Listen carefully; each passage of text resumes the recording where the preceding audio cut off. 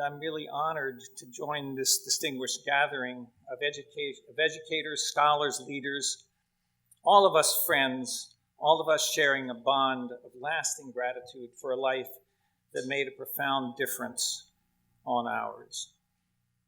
It's always daunting to try to summarize the career of a truly great scholar, and even more so with a scholar in one's own field. For me, this is doubly true with Harold J. Noah. Not only was Harold a world-renowned education economist, he was also a beloved leader of Teachers College who served as dean for several years at the behest of his dear friend and colleague, President Lawrence Kremen. Now, many of you probably don't know this, but I actually overlapped for a year or two with Harold. I was working at Columbia, and I came down to Teachers College to work on a project, a proposal that eventually led to the Institute on Education and the Economy and the Community College Research Center.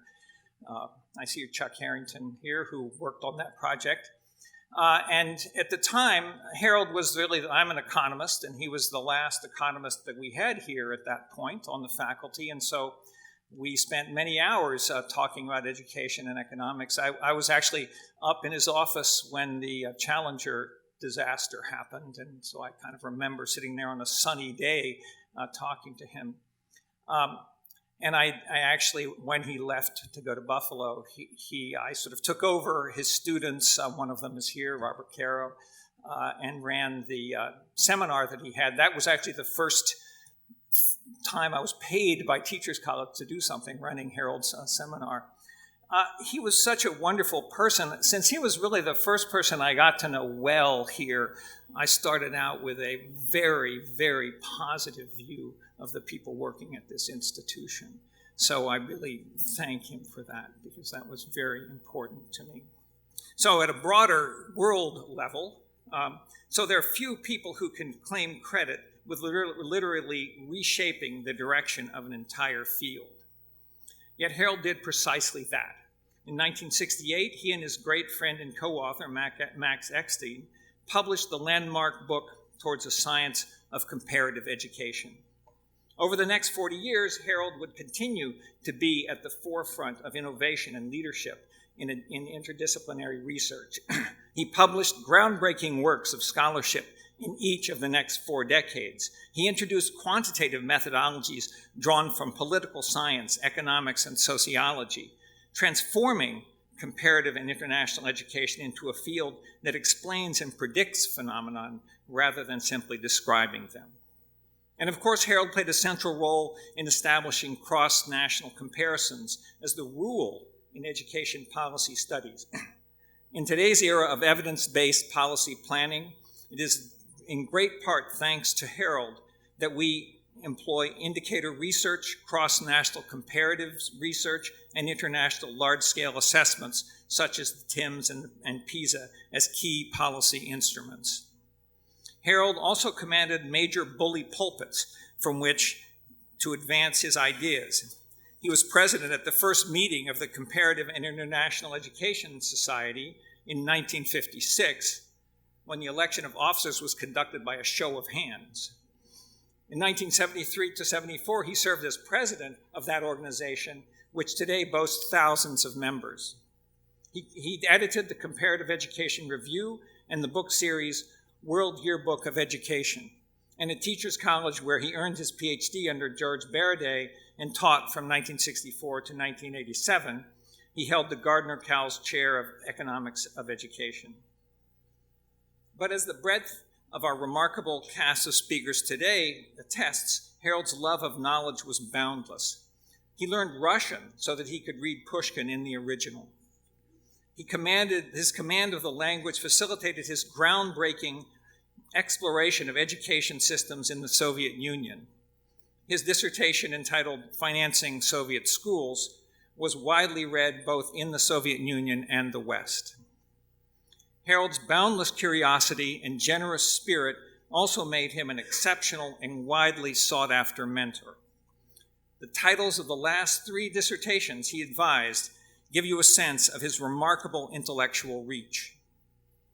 Transition Processes from School to Work, a comparative analysis in 3 East Asian cities, Shanghai, Tokyo, and Hong Kong. by Peter Huishen Fan. Cameroon private sector, the operation of the standard national wage and salary schedules, 1971 to the present, by Robert Morfall. Migrant workers and their dependents in Kuwait, Saudi Arabia, and the United Arab Emirates, trends in legal and educational provisions by Anwar El Said. Paradigm-changing scholar and researcher, institutional leader, generous mentor and colleague, Harold Noah was as great as he was good, and he was very good to all of us.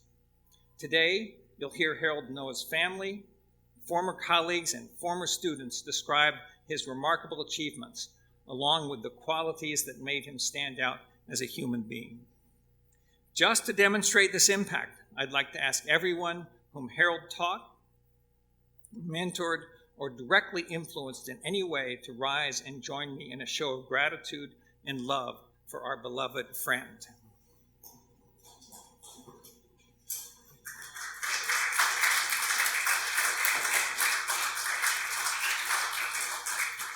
Good morning.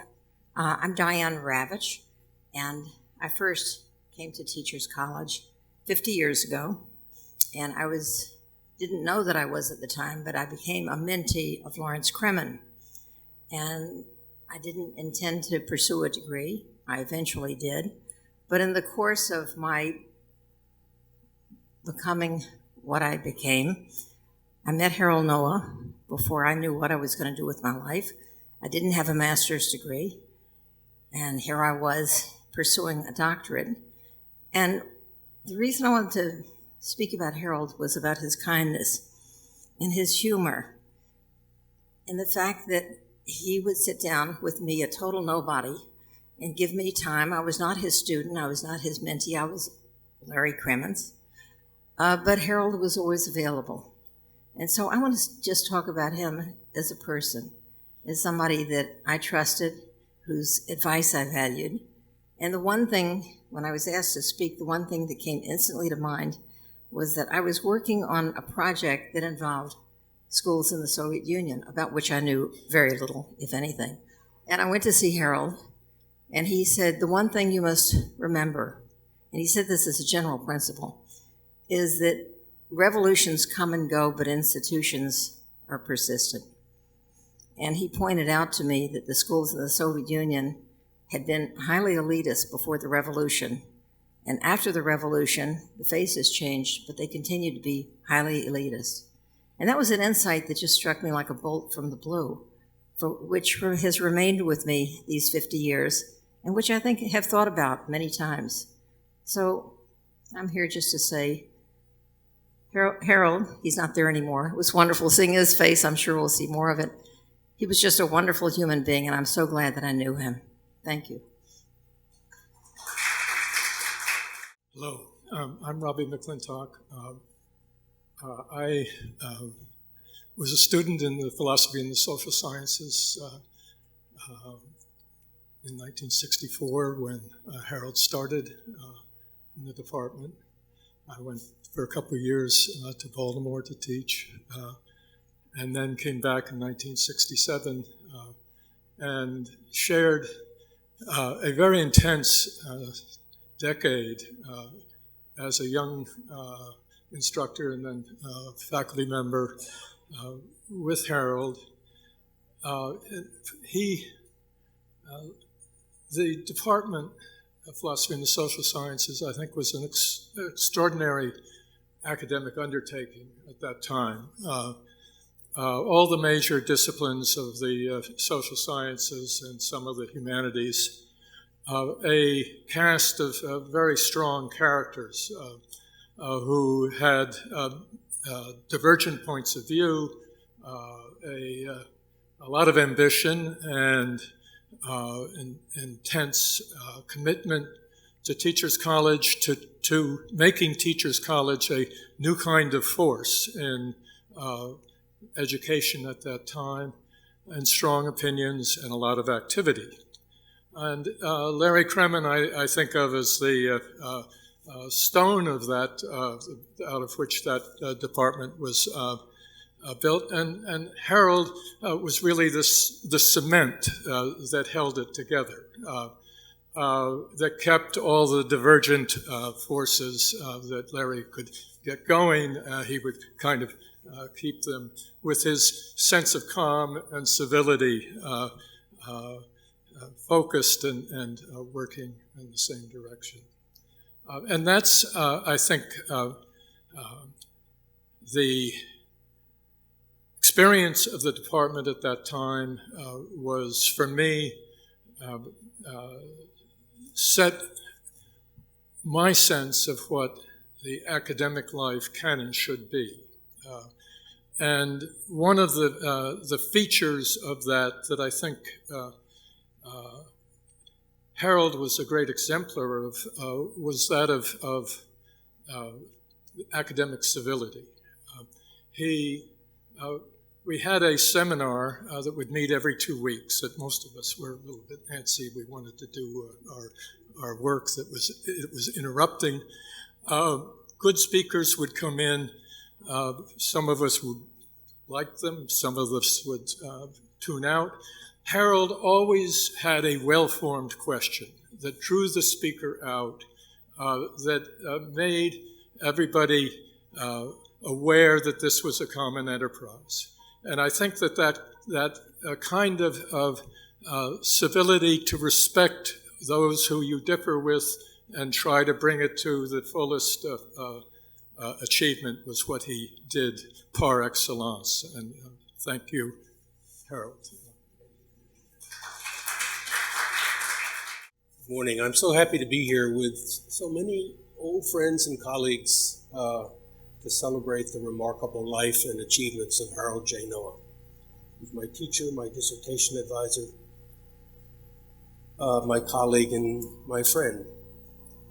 It's no exaggeration for me to say that my own life and career would have taken a very different path had I not met Harold Noah, Professor Noah.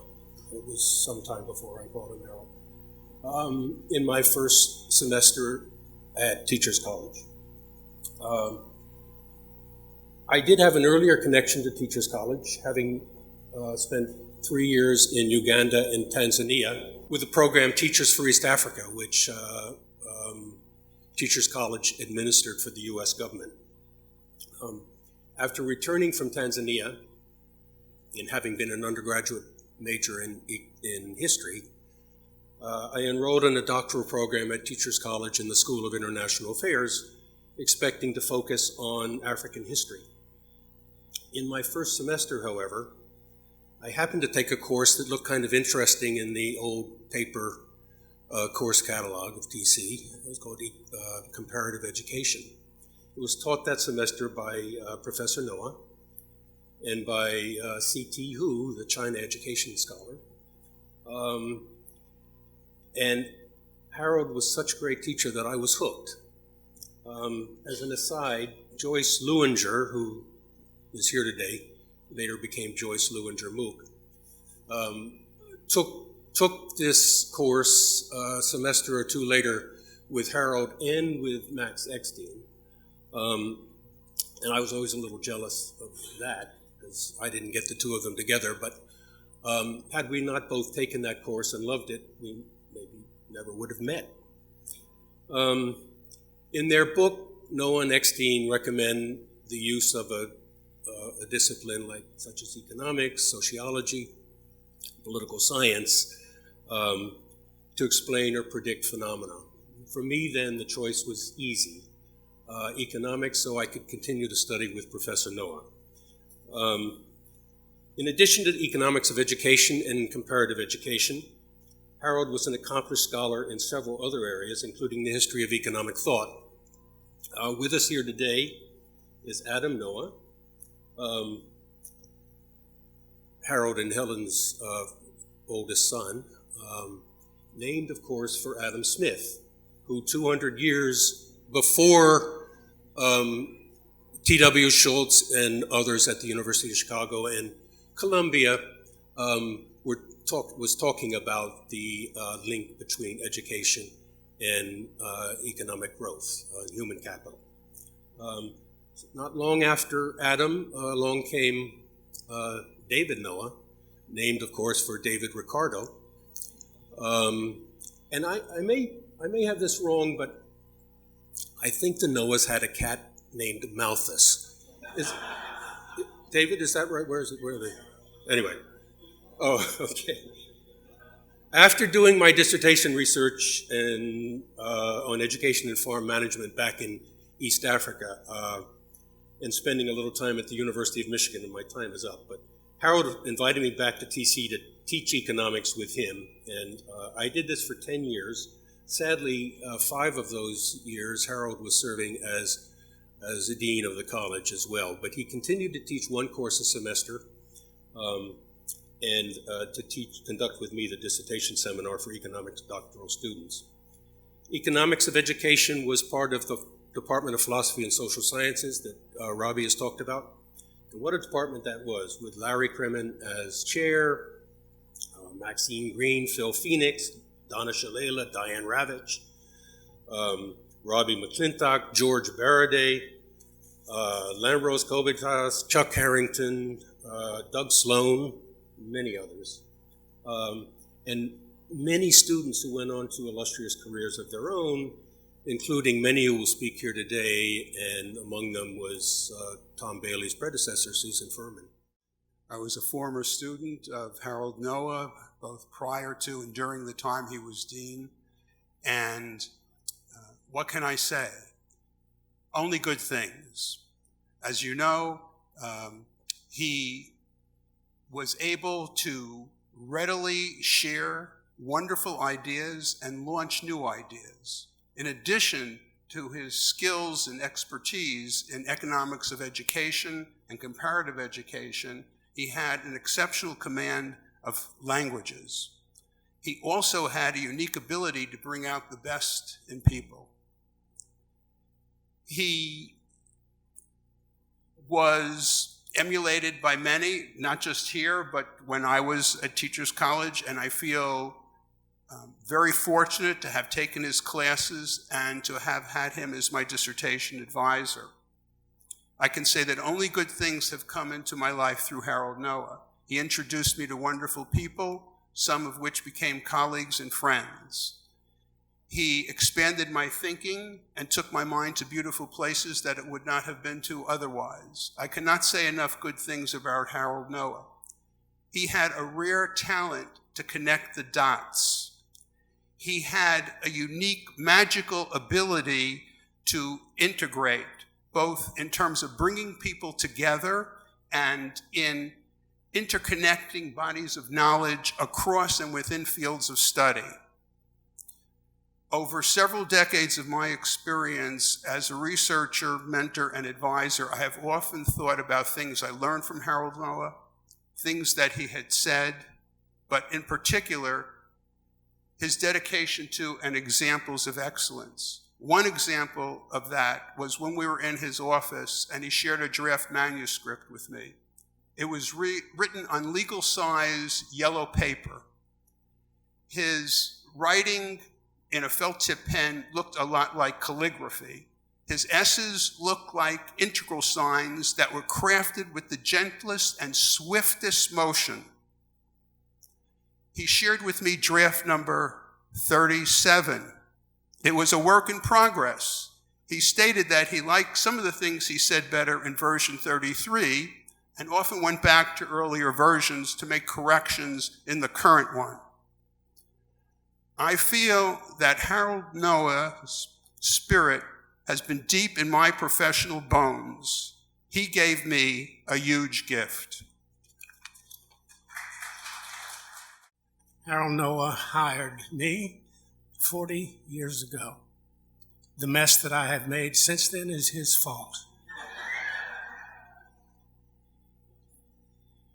I came here to turn around a moribund program in personnel psychology to make it something that it is actually today. And my charge was to build. Who could turn a job down like that? I had been at Clark University, where I had turned around a program, MBA, in the Department of Management, and doubled it in size and all that. And the president of the University of Clark at the time, a psychologist, wanted me then to stay on and be the dean of this department and make it a school. And I told him that I was leaving and going to Teachers College.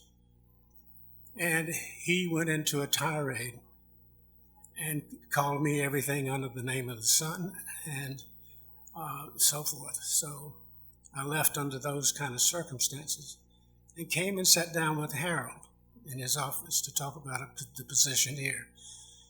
I was stunned about how civil this man was and how decent and respectful he was.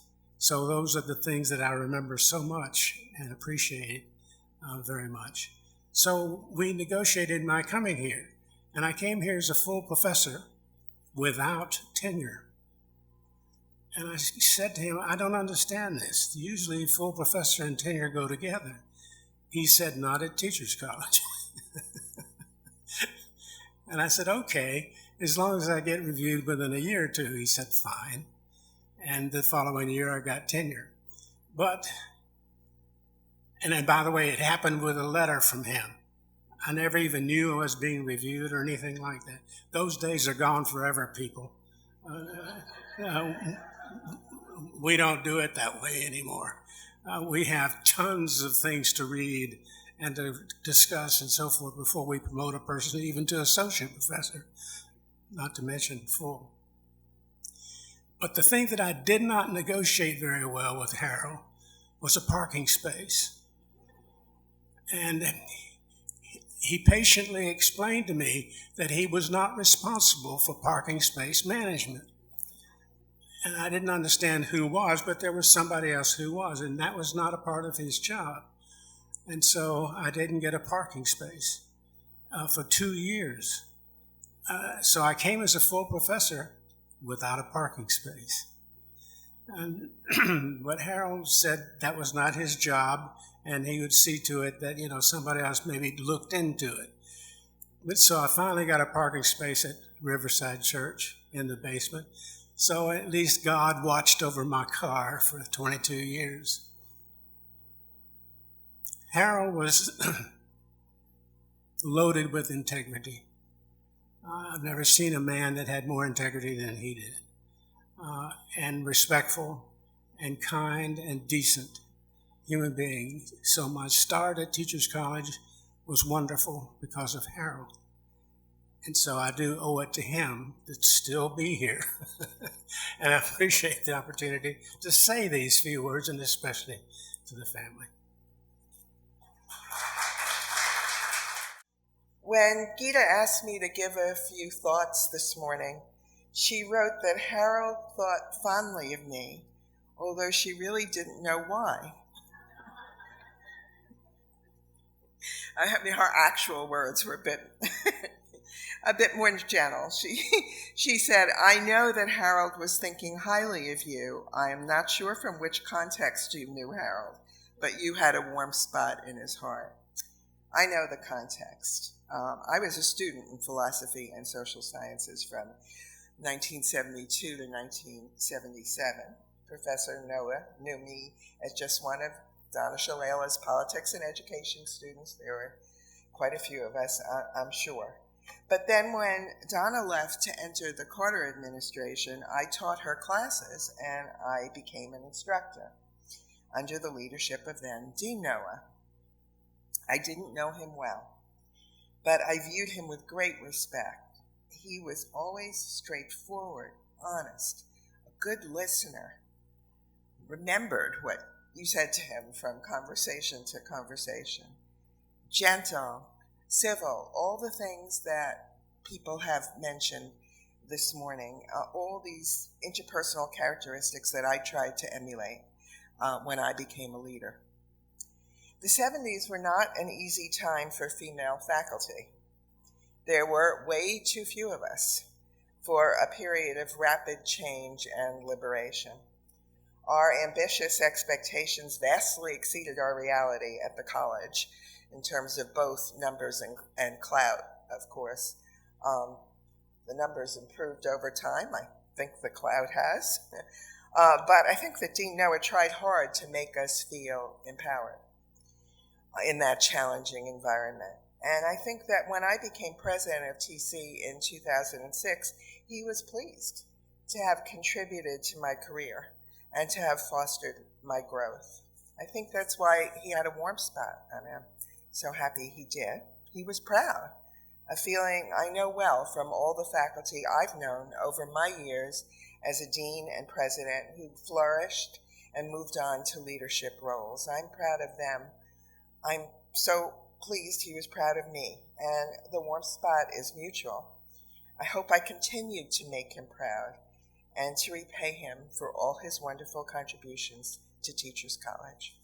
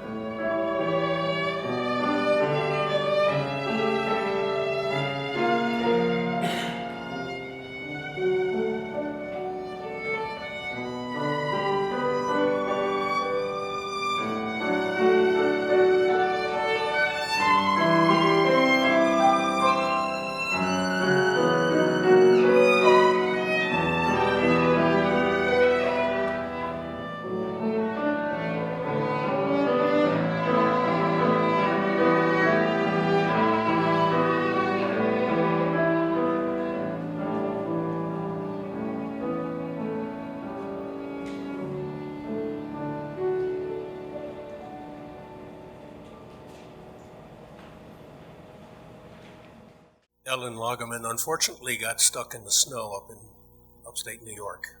She would have been here, and she sent some wonderful memories, so I'm going to read them for you. Ellen not only was president of the Spencer Foundation, she was the dean of the Harvard Graduate School of Education, and many other distinguished positions. She was a student of Larry Crimmins. Harold was a remarkable person, and as I was thinking about what I might say today, What struck me most was the consistency of character Harold embodied over the 40-plus years I knew him as a colleague, a neighbor at a distance in Dutchess and Columbia counties, and a host when I visited Harold and Helen in South Africa. Harold was not just a first-class scholar, he was a true intellectual. Often when I'd hear Harold conversing with Max Eckstein, his longtime friend and collaborator, their progress toward completing the task at hand would be slowed as Harold interjected thoughts about the Tolstoy volume he had just reread. Harold genuinely loved ideas and played with ideas. Harold was a storyteller, and he could entertain you for hours, sitting under the pergola in Armenia or in the back of the fishhook house, tea or scotch in hand. Harold was loyal to both friends and institutions. I think he was happiest as a faculty member, but he agreed to be dean of TC out of loyalty to Larry Kremen and his love for the college. He didn't like being dean, and he displayed a photo of a dog peeing on a fire hydrant, claiming as dean he was the hydrant and not the dog. Despite that, he continued to love and serve TC, and even after he'd retired, he and Max gave their book royalties to support the Institute of Philosophy and the Social Sciences. Harold was both a conservative and a community activist. In Armenia, he and Helen helped stop the wealthy neighbor from building a landing site for his helicopter. In Fishhook, they created a garden in an empty lot below their house. And in his retirement community in Florida, Harold and a few of his friends peppered the management with complaints about the food, or so Harold told me, his eyes twinkling with delight. Last but not least, Harold was a devoted husband and a very proud parent. He took amazing care of Helen during her last years, and he never tired of reporting Adam and David's latest accomplishments. If one had to gauge what gave Harold the most pleasure throughout his life, his academic accomplishments, his careful stewardship of the financial resources, he was always the thrifty economist, his homemade leek soup, his community victories, or his family, there is no doubt that he took his greatest pleasure from watching his children, especially Adam and David, grow up and negotiate the twists and turns of adult life. I admired all these things about Harold, but what I truly loved was the sense of irony and humor he brought to any and every encounter. I'll bet that at the moment he's up there in what his friend Larry Kremen called the great faculty club in the sky, smiling benignly and chuckling with amusement as we poor mortals try to memorialize him. And when we finish, he'll probably turn contentedly back to Tolstoy to complete yet another reading of War and Peace, hoping we don't go on too long or tell too many tall tales. To do so would be to contradict the clear-eyed realism that Harold admired and embodied throughout his life. I'm now going to move up Beatrice Beach. Secondly, she completed a dissertation in Soviet education under Harold Noah, and she was the co-author with him of the journal Soviet Education. She's taught at Cornell and lives in Ithaca, New York. Dear Gita and Peter, thank you for encouraging me to send along a few memories of Harold. Rather than share precious memories of my time as his student and later his colleague and longtime friend, these are memories of Harold as a reader. After one of the Tuesday morning colloquia that Lawrence Kremen convened while he was chair of the Department of Philosophy and the Social Sciences 50 years ago before becoming president of the college, Harold invited me into his office and pulled out a copy of Isaiah Berlin's essay, The Hedgehog and the Fox. You may know the essay about Tolstoy's philosophy of history, in which Berlin distinguished between the hedgehogs of the world, who focus solely on one big idea or thing, and foxes who know and can relate to many. Harold, the consummate fox, gave it to me as a physician prescribes medication to a patient, in this case to a graduate student needing to learn to look beyond her own nose. Above all else, Harold valued clarity and straight thinking, didn't he? Wasn't that why he was so keen to put comparative education on the path he set for it with Max Eckstein in Towards a Science of Comparative Education and their other collaborations? Decades later, during one of the phone conversations by which we stayed in touch, he told me that he was rereading War and Peace out loud in English with Helen and to himself in Russian. They were having a great time, and he took great pleasure in mentioning it. Our last conversation was only a few years ago when he shared his admiration for Timothy Snyder's book, Bloodlands, Europe between Hitler and Stalin. Astonishing, Harold called it. How I wish I could still call him on the phone and hear about what he's been reading.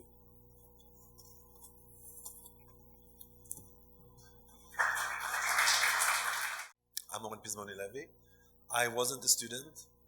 Unfortunately, I wasn't a colleague, but I was a very serious reader of what Harold Noah wrote from the 70s, 80s on international large-scale assessment, and I would like to talk about that in a couple of minutes. I met him once, it was a couple of years ago. My colleague Hope Leichter, who is in the audience, and I had a wonderful lunch with him, and it was at Pestici, and I remember that I was very terrified because I read his work for so long, and over lunch, between salad and other bites, I was able to learn more about this person behind this publication, and I wish I had more opportunities to engage him with questions that I still have from what he wrote. We are meeting today to celebrate his life and achievement in a very interesting day. A couple of hours ago, the OECD released the new results of PISA 2018, with more than 75 countries participating in it. There is a big hoo-ha in the media. I encourage you to go and read what they're saying about the US, that didn't improve at all over the past decade. But why am I saying that? It's because people like Harold Noah were the key leaders in the movement. It's a scientific movement that started in the mid-50s and really got attention after the publication of his book with Eckstein about making comparative education more empirically scientific, systematic analysis of education systems. Without his work and without his push behind the scene, and I can say that I know what he did behind the scene because I was able to read his reviews of papers that were submitted to Comparative Ed Review over the years, and he served as a reviewer. And I was able to see how nicely he really promoted and cultivated this movement to get into the publication. My reading of him, and I want to quote only one piece that I found from the 70s. It's a piece that he actually wrote an editorial in CER, in Comparative Ed Review, our flagship journal. And back then, he was amazed by the mass of data that they are going to collect in 1970. And when we say mass data, we talk about 19 countries. So from 19 countries to 75, we did a lot. But here's what he said.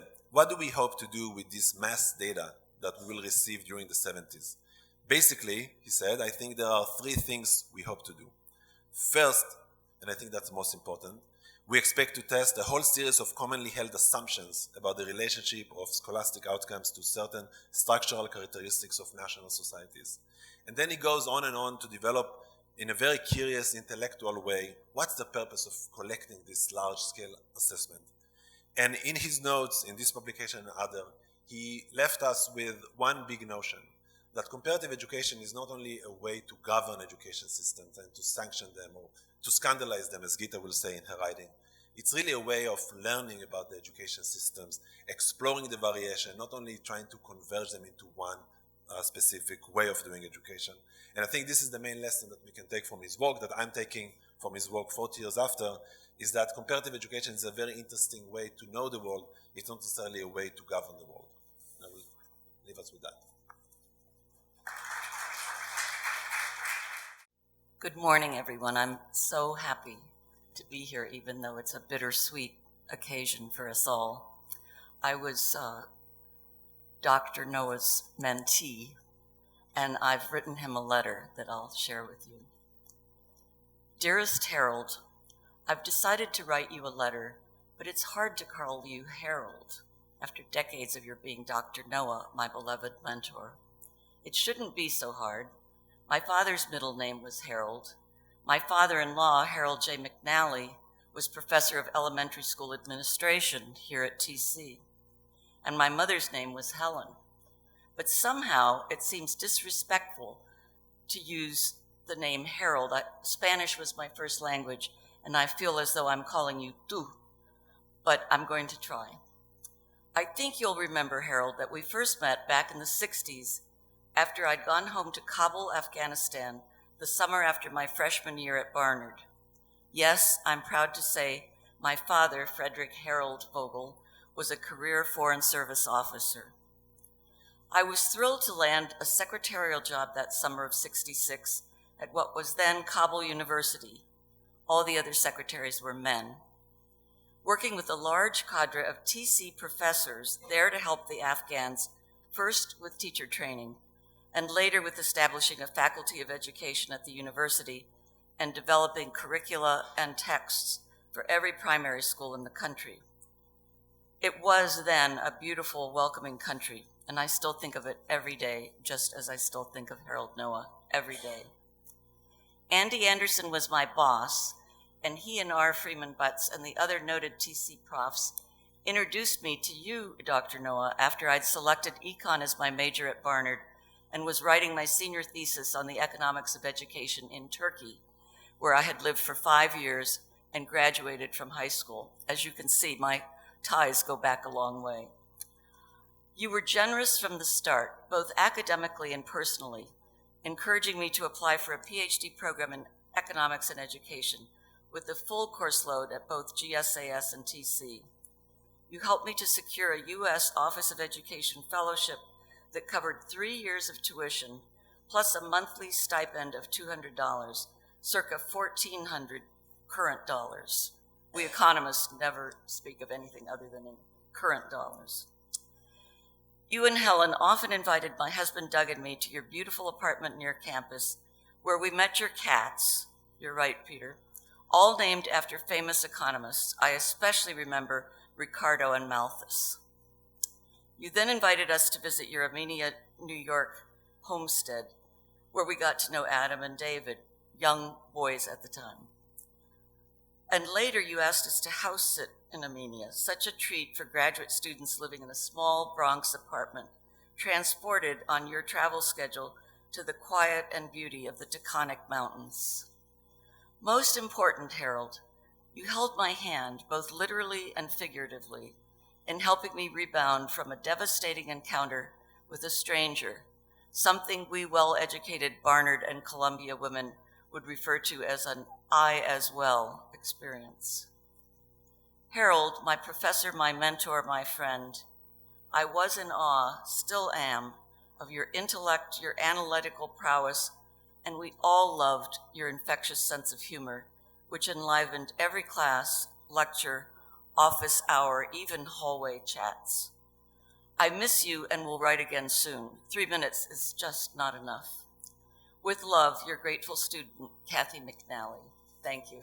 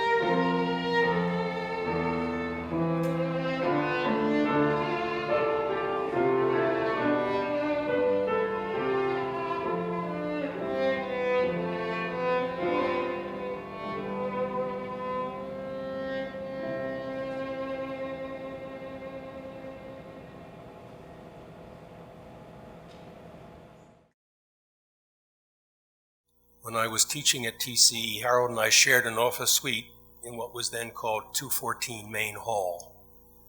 Just up there. A wonderful space happily claimed by Lambros Komitas when Harold and I had left TC. We also shared a work-study secretary position filled by a wonderfully talented and devoted music education student, Connie Dietrich. Connie has written us from Ohio, where she and her family moved from New York. Dear Gita Steiner-Kamsky, I appreciate your contacting me concerning the memorial for Professor Noah. What a lovely man. If the distance between Ohio and New York were less and travel easier for me, I would have liked to attend the December event honoring his legacy. My husband and I became students at Teachers College after 4 years of work as Peace Corps volunteers in Freetown, Sierra Leone.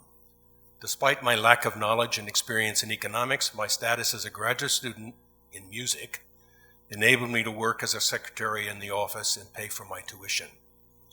Peter Mook, Chuck Scoro, and especially Professor Noah, I never could address him as Harold, became my mentors in education. They became my friends as well. I value my conversations and time spent with Professor Noah as much, if not more, than any other experience I had or course I took at Columbia. Thank you for your kind invitation. I'm certain you will all enjoy sharing memories of this brilliant and delightful man. Richard Noonan is an American education economist who's based for many years in Stockholm with the IEA and recently in Vientiane, Lao PDR. He started at TC a year earlier than I did, and he was in fact the course assistant in comparative education when Joyce and I took the course with Professor Noah. His tribute sounds an awful lot like my own. It was with great sadness that I learned of the passing of Professor Harold Noah. I had the privilege and honor of being one of his doctoral students at TC.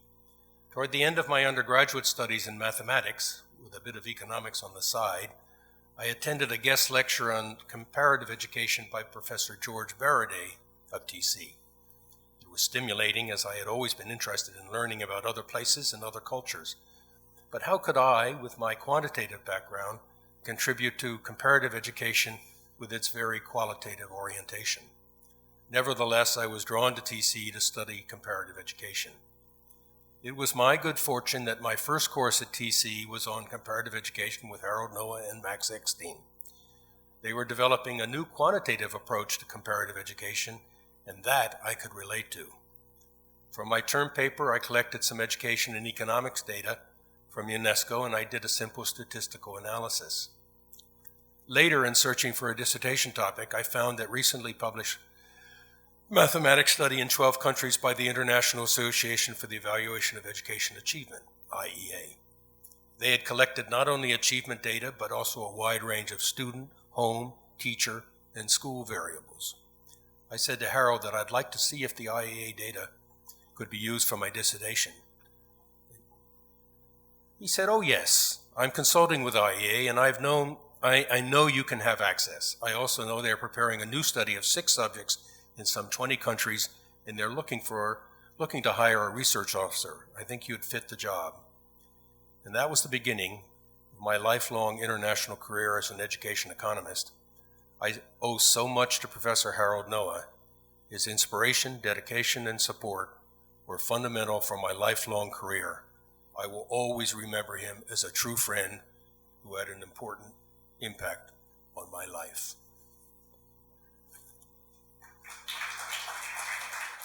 This is a wonderful occasion, and I'm delighted to be here to celebrate my father. Adam and David, you didn't know that I was also a son of your fathers. He was my intellectual father and my academic father, and he came along at key portions of my life, and I want to relate a few of those. I graduated from Michigan in economics in 1969 and immediately joined the Peace Corps, came to Teachers College to learn how to teach English as a second language under John Fanzelo, and it was a wonderful experience for me. When I'd finished my Peace Corps experience in 1972, I thought, what am I going to do with my life? And I thought, well, I'll get a master's degree in teaching English as a second language because that's something I enjoyed and I was well trained in it, at least I thought I was. So I applied and was accepted. But before I arrived on campus, I was reading through the catalog and came across this program called Education and Economics under Professor Harold Noah. And I thought, this sounds interesting.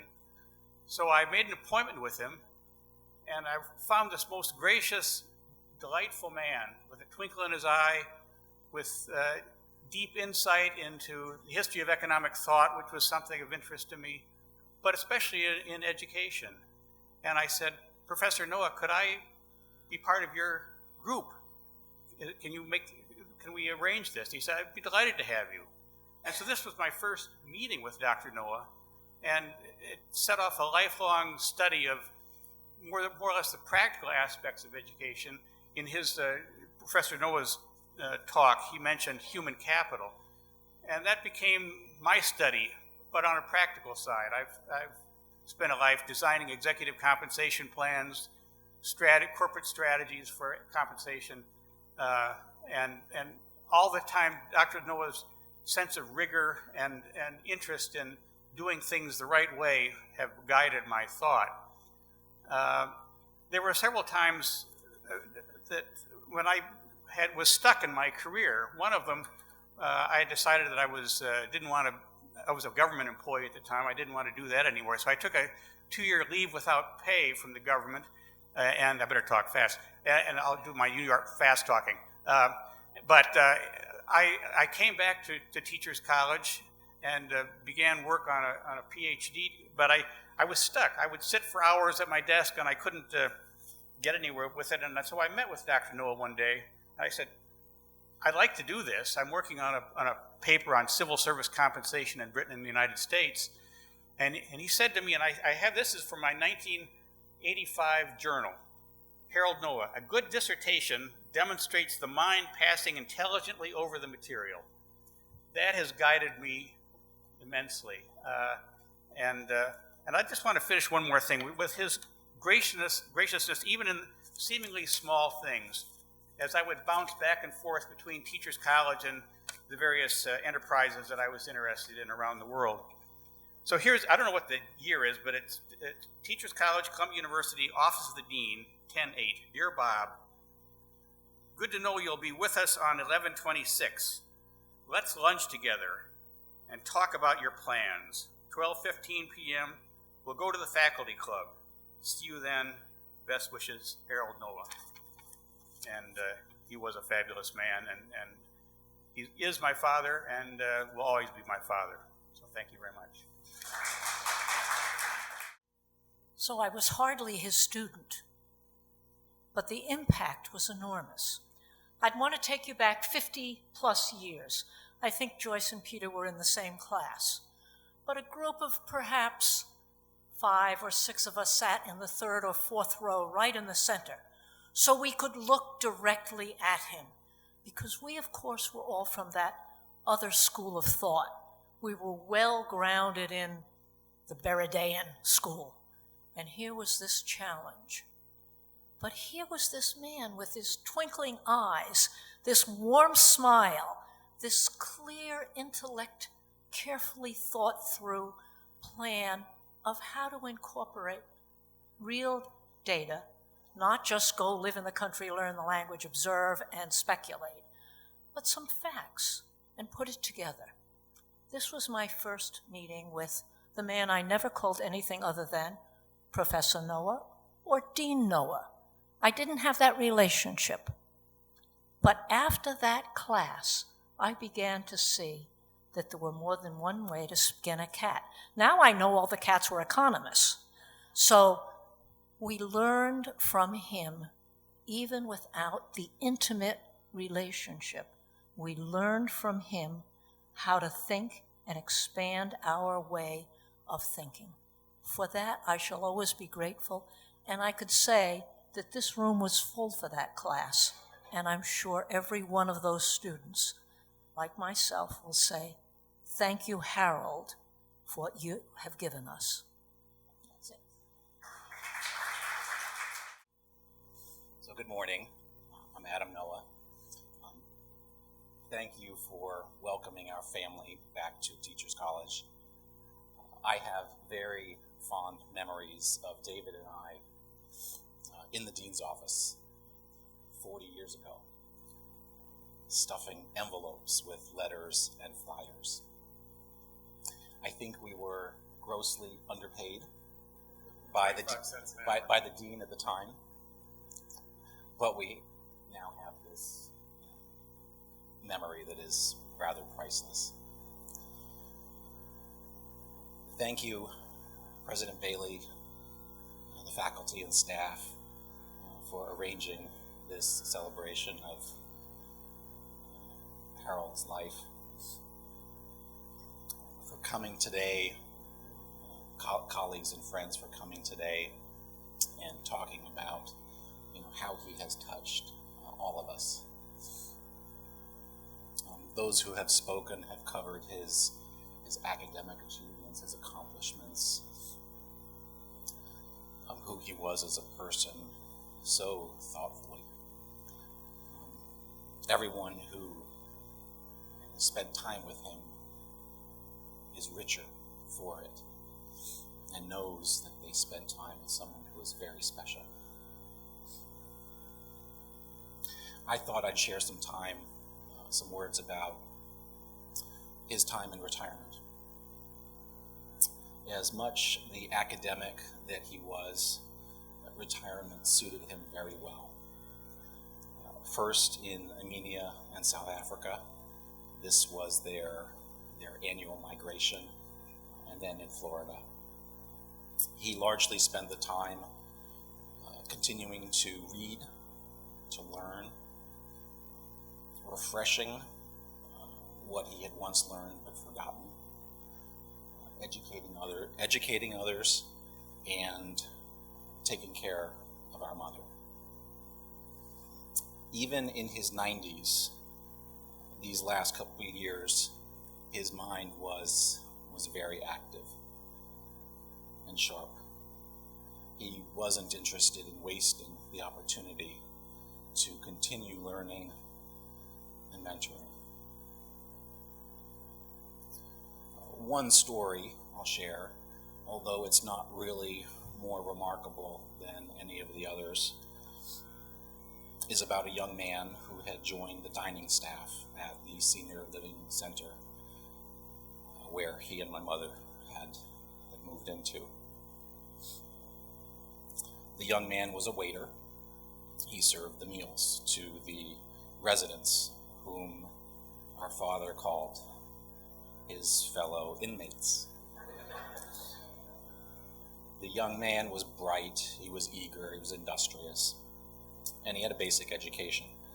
But this was not a job with any opportunity for advancement.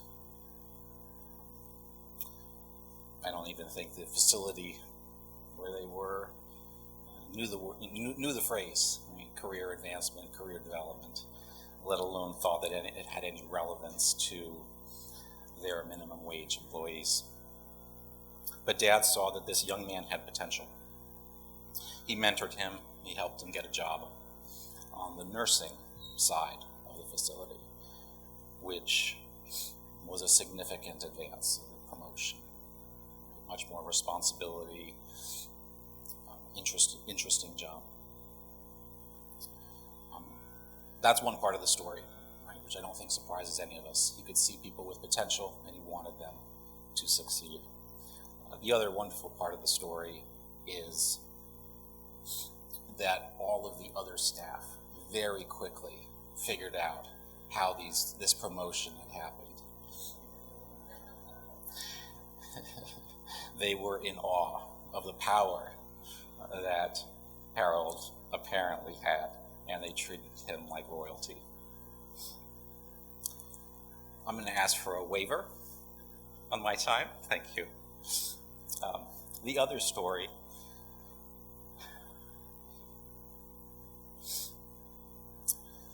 is about our father as a devoted husband who cared for his wife as her health declined. She had Parkinson's and a related dementia. And he said that the plan was always that she would take care of him in his declining years. She was 11 years his junior. But life doesn't always work out as one plans. He acknowledged to me. Of course, he took such good care of her. Reading to her for hours a day. I think we heard the Tolstoy story. Taking her for walks around the lake in her wheelchair. Feeding her at meal times, and hounding the staff to make sure that they were taking care of her. We talked about how difficult it was, given that she was no longer the Helen that we had known. And his response was, "It's what you do." And so, whereas she declined mentally in her last years, he remained as witty, engaged, and intellectually curious as ever, right to the end. How appropriate. Thank you. Thank you all. Just a few comments, and Gita, thank you so much for arranging this. It means so much to us, for us all to be together to celebrate Dad. And Teachers College was just so incredibly meaningful to Dad, to Adam and I. You heard about stuffing envelopes. Well, for anyone here who is a student of Dad's in the 70s or 80s, we also graded your papers. So for that, I apologize. When the Scantron was not working, that was our job. Look, Teachers College was incredibly meaningful for all of us, and it really was a community and a family.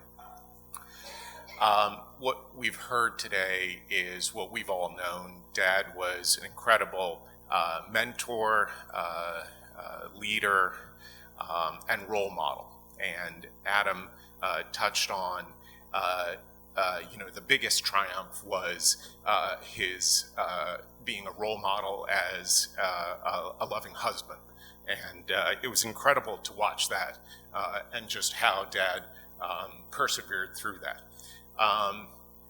For us, that was incredibly meaningful, and I can assure you that literally to the very end, he commanded great attention and respect. And I think what he would want more than anything else is that we go on and make that impact and carry that forward. So thank you again. When I came to Teachers College in 1995, Harold became my informal mentor. I didn't know him, I never studied comparative education, but he did take me under his wings, and he always had advice. 2 pieces of advice I remember, and he would lift his finger when he gave an advice. One of them was, promise me to never ever work for an international organization. And then he added, even if they pay more than Teachers College salary. And the other one is, don't waste your talent with working for a project. And the way he said project was like something sinful. He said it with such a disdain, to work as a consultant. So most of his advice I followed. Some of it I didn't, but he was always good to me and always had an ear. He would listen and he would offer his advice. And as Susan said, he was proud when I got tenure, when I became promoted. I felt like he was proud of me, and I had his protection.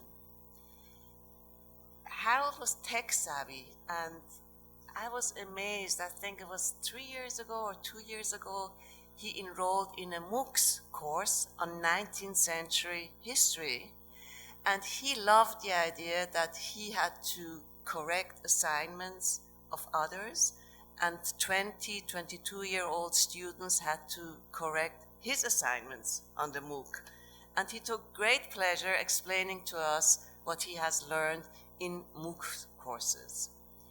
As a scholar, and some of you have mentioned that, his work in Soviet education, that was the other thing we had in common. He also loved to speak German with me.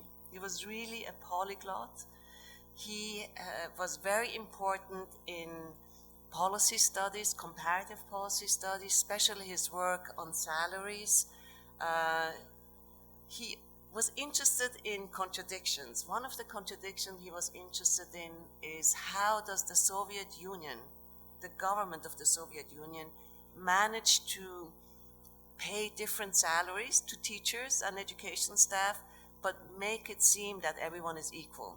So his whole work on the Stavka system, which is to this day, as he says, institutions don't change easily, is very influential in understanding the composition, the many supplements that exist in the Soviet, but also in the post-Soviet and Russian salary system. So to this day, his work is really influential in policy studies and planning. Let me talk about my last visit. My partner was here, and I saw Harold on December 25th in Florida, less than 2 weeks before he passed. He was lucid, articulate, and funny, as always, but in very frail health. He invited us to the cafeteria where he would go in the afternoon. He ordered his scotch, but he didn't drink it. He wasn't in the mood of drinking anything, but he was a gentleman, and he was known in the cafeteria as the gentleman with the British accent. Nobody knew he was a professor. Nobody knew his stature. Nobody knew he was a dean. He simply didn't care. He wanted to have a good conversation. He was interested in an interesting conversation. He was not into status. He was very unassuming. He told us a funny story in that cafeteria. He said he would go down to the cafeteria and he would meet others, and they would always ask him, "So how many children do you have?" Just to have a small talk. And he realized that he would give inconsistent answers. So many of you, my generation, you know that cheap cologne 4711? So he thought of a way of remembering how many offspring he said he has. He said 4, 7, 1. 4, 7, 3. 4 children, 7 grandchildren, and 3 great-grandchildren. That's how he remembered to say when he would be asked how many children he had. He was filled with funny stories and interesting stories. And as someone said, he was an amazing storyteller. His dear wife, Helen, whom he loved, and the children, his 4, 7, 3 offspring, meant the world to him. And also the daughters-in-law and the partners of the family. When we asked him last year in December how he was doing, he smiled and said, "What do you expect? I'm 94. And he continued, "All I want to have a quiet exit." And he kept repeating that.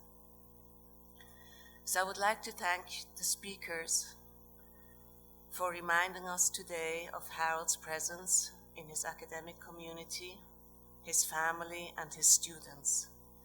And I would like to thank all of you for gathering here today at Teachers College to mourn his absence.